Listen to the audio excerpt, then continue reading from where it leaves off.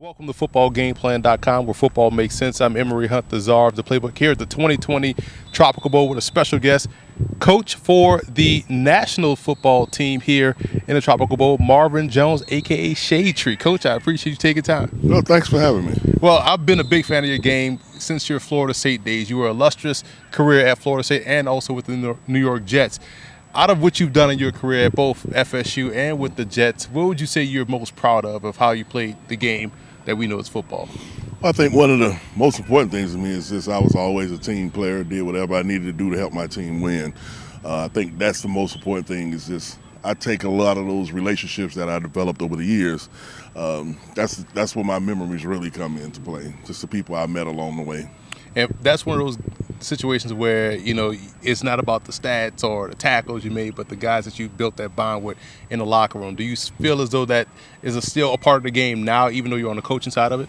I feel it's a little bit different. I mean, especially going through colleges now, the players don't even live together anymore. I think people have kind of, even with the technology thing, so guys don't go out as much as they used to together. I think they don't spend as much time. I mean, that's just from what I noticed over the years, and that's just more of a societal thing than a football thing. Now, we're playing two separate positions. I was a running back, you was a linebacker, and I think those two back in the day were your two foundational pieces. They carried some significance. They held starting running back, you start linebacker, that held some weight like the heavyweight champ. Do you feel as though your position, linebacker, still has that same cachet in today's game as it did back when you played? No, I don't think so. I don't think you find what they call a true middle linebacker anymore. I think you have guys that played other positions that you kind of developed into linebackers.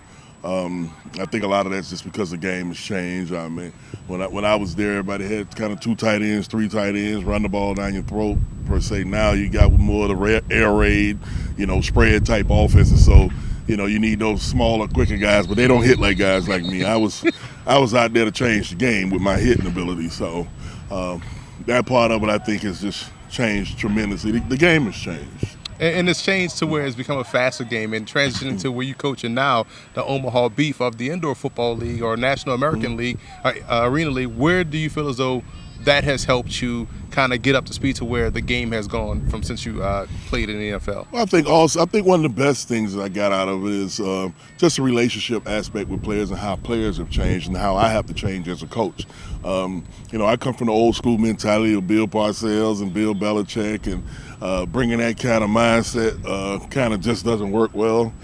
So you kind of have to really get to know your team and how you have to relate to them. So I think just the relationship aspect is with coaching, now that it has just transitioned to a whole nother level. You have to be able to find a way to relate to your players, and that's what coaching now and even in the indoor has kind of taught me.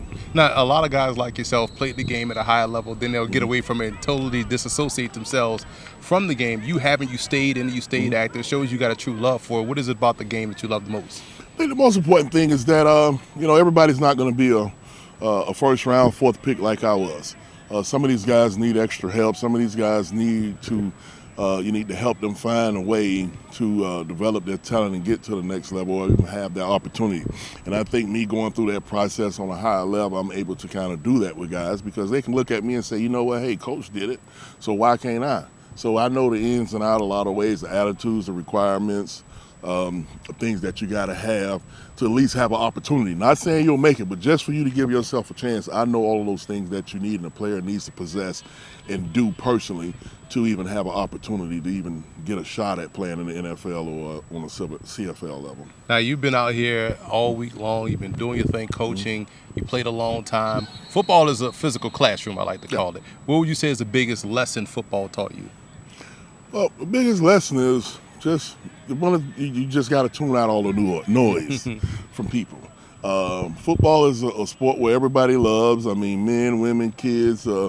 It's a game that has become one of obviously probably the biggest in the world, and you got a lot of critics out there in the world in this. As you go along in your career, so you just have to be able to tune out the noise, and be able to focus, and that's the most difficult thing about this game is you have to continually focus no matter what people are saying, whether people are doubting you, whether people don't believe in your dreams. It's your dream. So you got to go out and make it happen, and that's the biggest thing is you have to be able to block that out. And I think that's what a lot of times separate a lot of guys that are able to go on.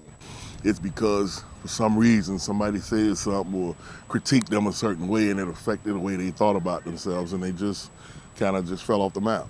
Now we're at the Tropical Bowl here. I've seen you out here at the Tropical Bowl, seen you at the FCS National Bowl. You've been a proponent of these All-Star games, these smaller school All-Star games, lower level All-Star games. How important and critical is a game like the Tropical Bowl in the landscape of these All-Star events that we see?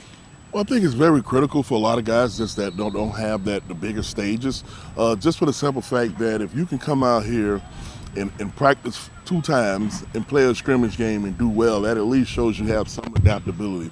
I tell some of the guys, if you're cornerback sometime, hey, go over there and jump in at some safety, get some different reps, be a little versatile. Show guys that you can, play more than one position, that you're coachable.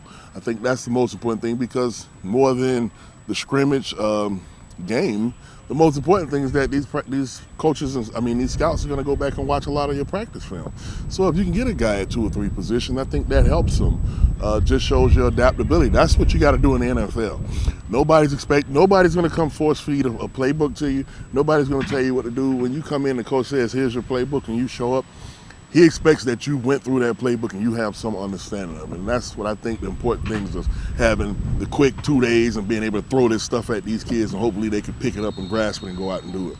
Well, Coach, it's been a pleasure. Big fan of your game since I was a teenager watching you play. Thank you. Well, you still get out there and play. You still get out there a little absolutely. bit, run around. But I thank you for taking time and wish you the best of luck moving forward this upcoming season. Thanks, appreciate it. Thanks for having me.